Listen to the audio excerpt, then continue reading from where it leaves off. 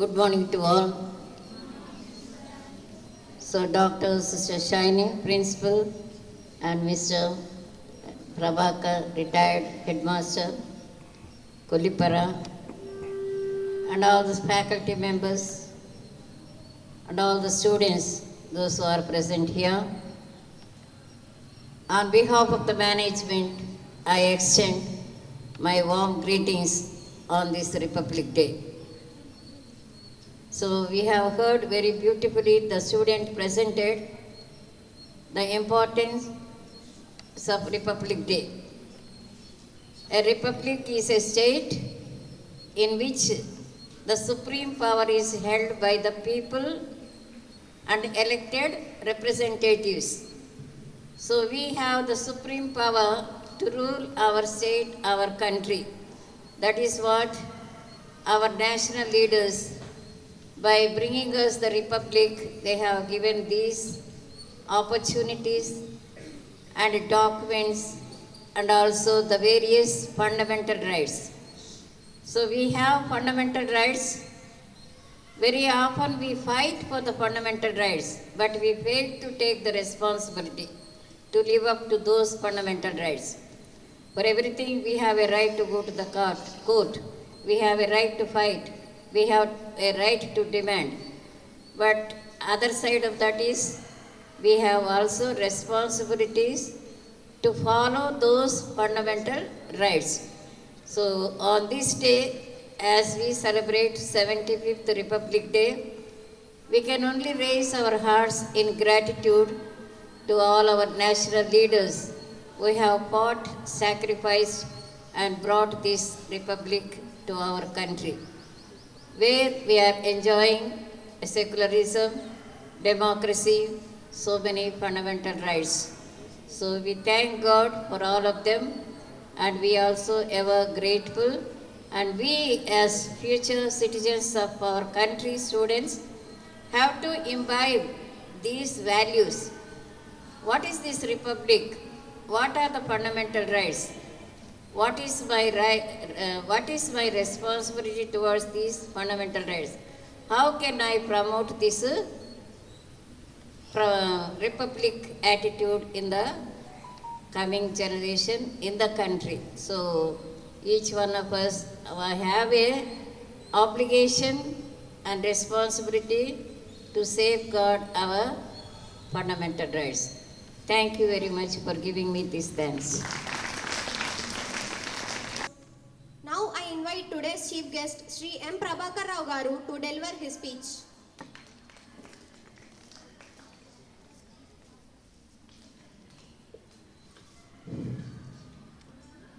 Good morning, my dear students and the dignitaries on the dais, principal madam and correspondent.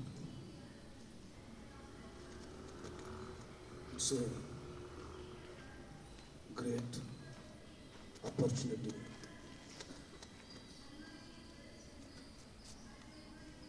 I feel very happy. చాలా సంతోషంగా ఉంది. ఎందుకంటే ఎంతో కఠోరమైన క్రమశిక్షణ కలిగినటువంటి జేఎంజీ కాలేజ్ ఇక్కడ ఉండటం అనేది ఈ తెనాలికి ఒక పెట్టని కోటలాగా ఎప్పటి నుంచో, అంటే మేము చిన్న ఒక 5 దశాబ్దాలుగా అదే టెంపో ఈ రోజున కనపడుతూ ఉంది. ఇంత మంచి సందర్భంలో కలవటం అనేది చాలా ఆనందం అనిపిస్తూ ఉంది. ముందుగా మీ అందరికి కూడా రిపబ్లిక్ డే శుభాకాంక్షలు తెలియజేస్తూ, మనందరికీ తెలుసు ఎంతోమంది త్యాగదనుల వారసులో మనం. వాళ్ళ త్యాగాలతో ఈరోజు మనము ఇంత గొప్ప స్వేచ్ఛ స్వాతంత్రాలు అనుభవిస్తూ ఉన్నాం. ప్రత్యేకంగా చెప్పాలి అంటే మీ అందరికీ తెలుసు, you know very well, 47 August 15న మనకు స్వాతంత్రం వస్తే, అదే ఆగస్టు 29న రాజ్యాంగ రచన చేయమని ఆనాడు ఉన్నటువంటి మొట్టమొదటి ప్రధాని జవహర్లాల్ నెహ్రూ గారు, బాబు రాజేంద్ర ప్రసాద్, వీళ్ళందరూ కూడా చట్టరచన సంఘానికి డాక్టర్ బాబాసాహెబ్ అంబేద్కర్ గారికి ఈ అవకాశం ఇచ్చినప్పుడు 1948 in the month of January ending కల్లా అది పూర్తి చేసి ఇచ్చేశారు. అదేవిధంగా 1950 జనవరి 26న అంటే ఇదే రోజున పూర్తి స్వేచ్ఛ స్వాతంత్రాలతో రిపబ్లిక్ డేగా, గణతంత్ర దినోత్సవంగా అందజేసినటువంటి చరిత్ర మనం చూస్తూ ఉన్నాం. అయితే మనం టీవీలో చూస్తుంటాం, మీడియాలో చూస్తుంటాం, ఇదంతా మనకు తెలుసు. తెలిసిందే చెప్పటం అనేది కరెక్ట్ కాదు. కానీ దీని ద్వారా మనం ఏమి నేర్చుకున్నాం? మనం అందరం త్యాగదనుల వారసులమే. వాళ్ళు ఎంతో త్యాగాలు చేశారు, కుటుంబాలని పోగొట్టుకున్నారు, తెల్లవాళ్ళ యొక్క కబందాస్తాల నుంచి మన దేశం స్వేచ్ఛ స్వాతంత్రాలతో ఉండాలని ఎంత ఆశపడ్డారు, ఇచ్చారు, అయిపోయింది. భారతదేశంలో లేకపోతే ఆంధ్ర రాష్ట్రంలో మనం చూస్తున్నంత కూడా గత చరిత్రే. వర్తమానం ప్రశ్నార్థకంగా కనపడుతున్నది, భవిష్యత్తు శూన్యంగా కనపడుతూ ఉన్నది. ఎందుకంటే నాకు బాగా గుర్తొస్తుంది, 40 ఏళ్ళ స్వతంత్రం వస్తే 60లో శ్రీశ్రీ గారు ఒక అద్భుతమైన పాట, అది ఇప్పటికి కూడా మన కాలేజెస్లో, స్కూల్స్లో ఎప్పుడు కూడా వినిపిస్తూ ఉంటారు. మీకు గుర్తుందో లేదో, పాడబోయి భారతీయుడు అనేటువంటి పాట చాలా అద్భుతంగా ఉంటుంది. దాంట్లో ఉన్నటువంటి చరణాలు, లిరిక్స్ను మనం ఒకసారి గుర్తు చేసుకుంటే, ఆకాశం అందుకొని ధరలో వైపు, అదుపులేని నిరుద్యోగం ఇంకొక వైపు, అవినీతి బంధు ప్రీతి చీకటి బజారు, అలముకున్న ఈ దేశం ఎటు దిగజారు. ఎప్పుడు 60లోనే ఉంది ఈ సిచ్యువేషన్. ఇంకొక అద్భుతమైన విషయం చెప్తాను. ఈనాడు ఉన్నటువంటి దానికి ఇది 2024. 60లోనే పదవీ వ్యామోహాలు, కులమత భేదాలు, భాషాద్వేషాలు చెలరేగే నేడు.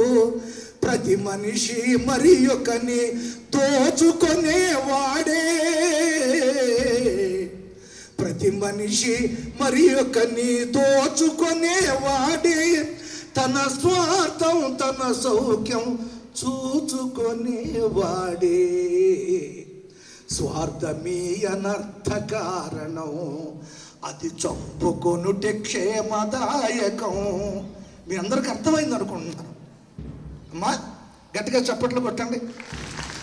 ఇవన్నిటికి కారణం ఏంటి? స్వార్థం, అవినీతి. మనం ప్లెడ్జ్ చెప్తాం, అంటే కాలేజెస్లో చెప్తారో లేదా మా స్కూల్స్లో చెప్తారు, all Indians are my brothers and sisters. కానీ అది కనపడతా ఉందా? ఏమ్మా, పదవీ వ్యామోహాలు, కులమత భేదాలు, భాషా ద్వేషాలు చెలరేగే నేడు.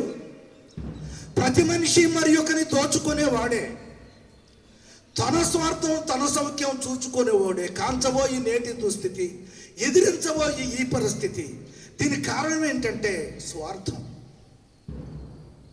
అయితే ఈ పరిస్థితి నుంచి మనం పడతాం. అది మీ చేతుల్లో ఉంది, అది మీరు మాత్రమే చేయగలరు. కాబట్టి ఆనాడు త్యాగదనులు స్వాతంత్ర్యం కోసం వాళ్ళు ఆలోచించింది వేరు, ఈనాడు జరుగుతున్నది వేరు. దీన్ని కట్టుదిట్టం చేయాలంటే, దీన్ని రూపుమాపాలంటే, ప్రగతి పదంలో మన దేశం నిలబడాలంటే అది మీ కబంధాస్తాల్లో ఉంది, మీ చేతుల్లో మాత్రమే ఉంది. జాన్ మిల్టన్ ఒక మాట అంటాడు సానెట్లో, life is not an empty dream. APJ Kalam గారు చెప్తాడు, కలలు కనండి, ఆ కలలు సాకారం చేసుకోవడానికి కష్టపడండి. ఇందాక ప్రిన్సిపల్ మేడం గారు చెప్తా ఉన్నారు, నేను 79లో విఎస్ఆర్లో చదువుతున్నప్పుడు మా చెల్లి ఇక్కడ చదివింది. ఆవిడ సోషల్ వెల్ఫేర్ ఆఫీసర్గా చేసి ఇప్పుడు రిటైర్ అయ్యి ఉంది. మీ కాలేజీలో చదువుకున్నటువంటి పాప. మరి ఇప్పటికి కూడా చాలామంది బాగా చదువుకొని చాలా ఉన్నతమైన స్థితిలోకి వెళ్తున్నారు అనేది ఆనందాన్ని కలిగిస్తుంది. నేను ఎక్కువగా విసిగించను, ముగించిపోతూ ఉన్నాను. అయితే ఒక ఉపాధ్యాయుడిగా,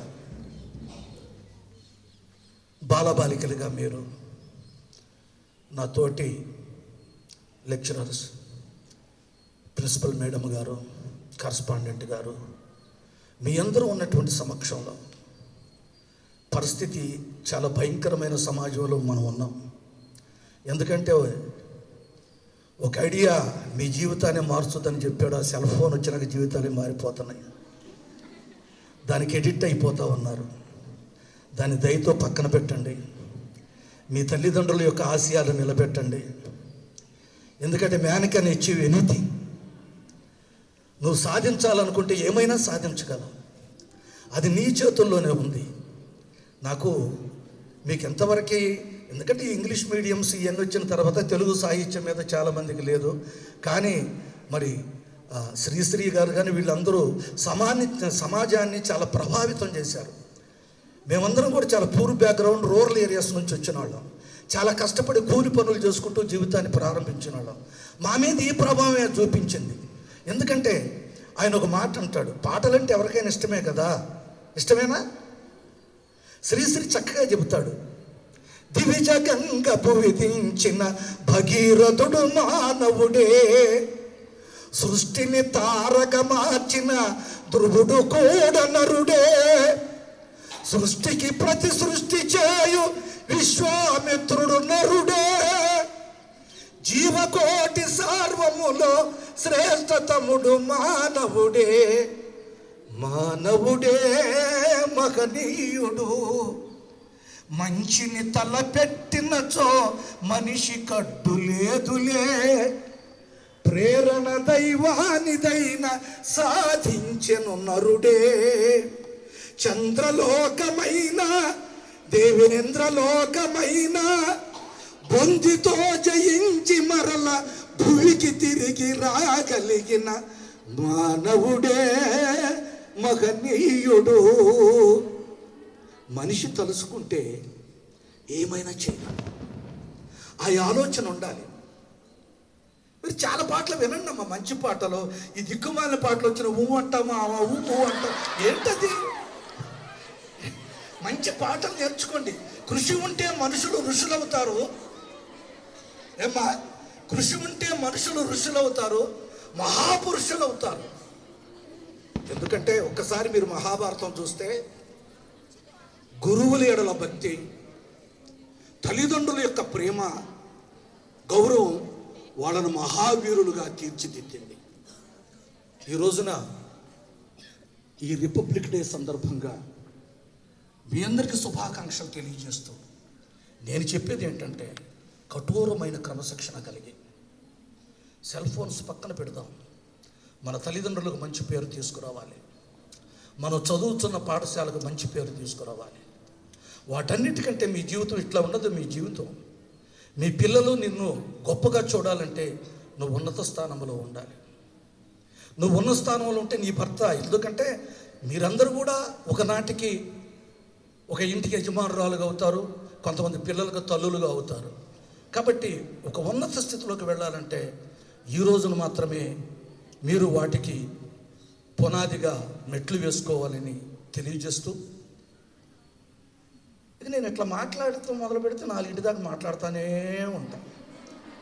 కానీ అది కరెక్ట్ కాదు. కాబట్టి మరొక్కసారి, ఎందుకంటే ఇటువంటి కార్యక్రమాలకు రావడం చాలా ఇబ్బంది అయినా ఇంత మంచి అవకాశం కలుగజేసినటువంటి once again I thanks to our respected principal and correspondent, all the students and the staff. Especially I thanks to my daughter Shakina Madam garu and my both daughters. ఇక్కడ ఇంకా 2 ఉన్నారు. వీళ్ళు కూడా రాత్రి నాకు గుర్తొచ్చారు. ఏదైనా ఏదో 4 మంచి మాటలు మీకు చెప్పాలన్న ఉద్దేశంతోనే మీ మధ్యకి రావడం జరిగింది. అవకాశం ఇస్తే, ప్రిన్సిపాల్ గారు ఇస్తే ఈ పర్యాయం మీ అందరిని కూడా పాటల ద్వారా మైమర్పించి మంచి జానపద పాటలతో మిమ్మల్ని ఉత్తేజపరుస్తానని తెలియజేస్తూ ప్రస్తుతానికి ఇంత మంచి అవకాశం ఇచ్చినందుకు మరొక్కసారి హృదయపూర్వక ధన్యవాదాలు తెలియజేస్తూ once again I thanks to for your attention. ఈ మాటలన్నీ విన్నందుకు thank you this listening. Thank you everybody. జై Bharat. Thank you. An informative speech. I request management to felicitate our chief guest.